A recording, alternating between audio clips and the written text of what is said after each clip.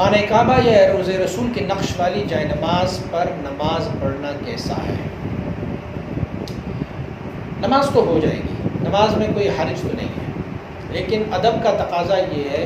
کہ اگرچہ بذات خود وہ گنبد خضرا تو نہیں ہے، روضہ رسول تو نہیں ہے، کعبۃ اللہ تو نہیں ہے، لیکن ان کی ایک نقش تو ہے، تو ان کی تصویر اور ان کی نقش کی بھی ادب جو ہے وہ لازم ہے، تو لہٰذا ایسے مصلاؤں سے اجتناب کرنی چاہیے۔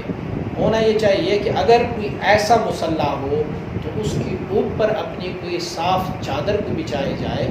اور پھر اس پر نماز پڑھی جائے۔ حضرت مبارک صاحب علیہ رحمہ کا دستور العمل یہ تھا کہ آپ لکیروں والی جانماز پر بھی نماز نہیں پڑھتے ہوتے، آپ فرمایا کرتے ہوتے تھے کہ اس میں چونکہ لکیریں ہوتی ہیں اور مختلف نقش و نگار ہوتے ہیں، تو جب بندہ نماز پڑھنے کے لیے کھڑا ہوتا ہے تو ان کا فوکس جب وہاں پر پڑتا ہے تو پھر ان کا ذہن جو ہے وہ